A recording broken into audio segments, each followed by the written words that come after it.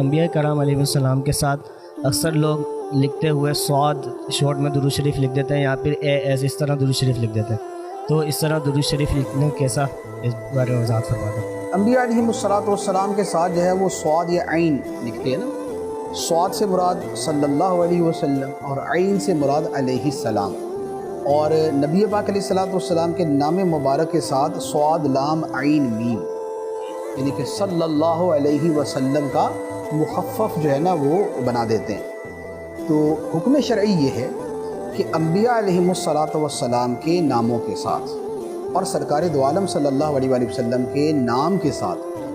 درود پاک کی جگہ یہ مختصر حروف لکھنا ناجائز و گناہ ہے، کیونکہ حکم ہے درود شریف کا، اور یہ اس درود شریف کو ترک کرنا ہے، اور اس کے ساتھ ایک ترک تعظیم اور ایک بے ادبی کے اوپر بھی یہ مشتمل ہے۔ اگرچہ کرنے والا تو اپنی طرف سے ادب کے طور پہ کر رہا ہے، لیکن جو درود پاک کو مختصر کیا اور چھوڑا،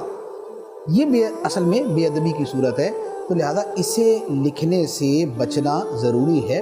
علماء کرام نے اس پر بڑے سخت کلام فرمائے ہیں کہ ایسے بندے کے بارے میں خدشہ ہے کہ اس کا ایمان پر خاتمہ نہ ہو،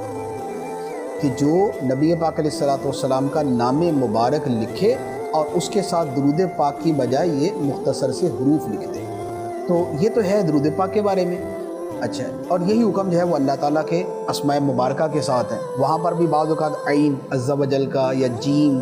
جل جلالہ کا لکھ دیا جاتا ہے۔ اچھا، اور رضی اللہ عنہ یا رحمت اللہ علیہ، اس کی جگہ بھی جو ہے نا وہ را ضاد یا را حا یہ لکھا جاتا ہے،